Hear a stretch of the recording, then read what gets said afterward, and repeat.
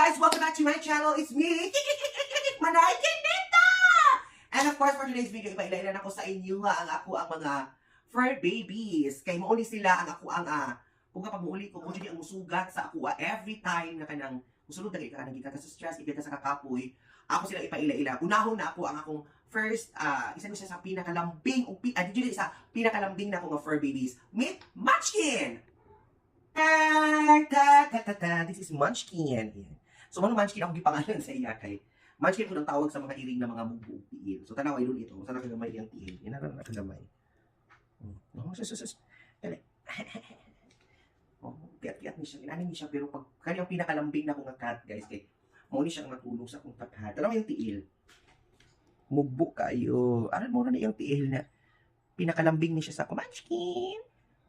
Say hi. Wala siya. Okay, butang na ako. Go. Dalawa yung tiil. Oh, di ba? Huwag mo na sa kamera. Okay, so yan po si Munchkin. Tapos na ako yung naabot ka, no? Nakawin ko siya yan, si Happy. Paano Happy siya? Kay grabe ka-energetic. Wala ko nag-expect na grabe siya ka-hyper sa iyang edad. Hyper kay siya. Muna siya, itawag siya, Happy Cat. Si Happy. Nara siya! Taran! Nara si Happy. Oh, cute kayo siya, oh. Isa by ay, actually Persian cat siya na, wala pa siya layo, no? Yung doll face man siguro ni. Isog ka ayun, gamay pa, grabe ka maldita. Lalaki na siya, so, muna siya, cute kayo ang mata, oh. Happy. So cool, di ba, oh? Tanaw ang beauty. Happy.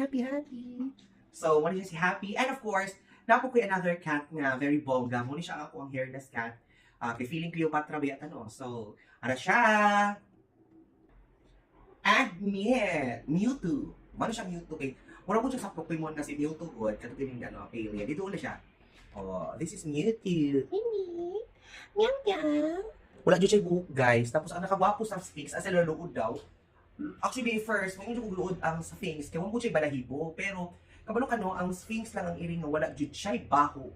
Tapos, kanang, ang iyaha ganing skin, mura po panit sa tao. Ginalusunan ko ni Nivea. Tapos, ginapagluta pa ganina ko ni para skinella. Say hi, Spinky. Mewtwo. Kaluoy mo. Pwede mo ko dili. Ano siya? So, palako-lakawon ako siya, guys, para makita ninyo kung usa siya kakuan. So, this is Sphinx. Ano siya? Yan. Diba? Wala siya balahibo.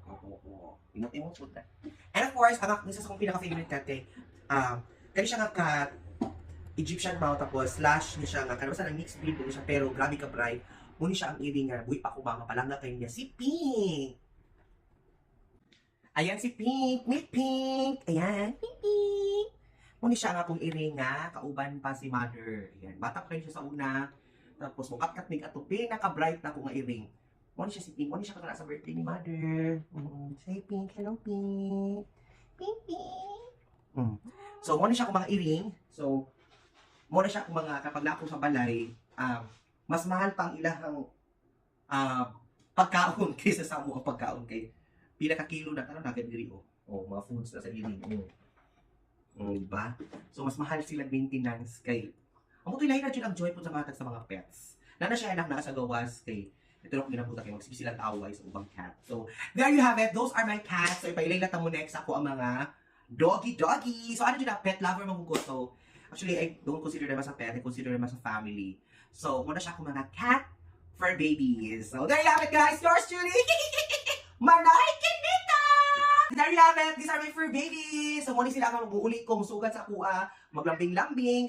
Ang akong mga fur babies. So, nakita na ninyo ang mga, kumbaga, these are not my pets. These are my, isa po sa mga family. So, there you have it. Yours truly, Manay Kinita! Hello.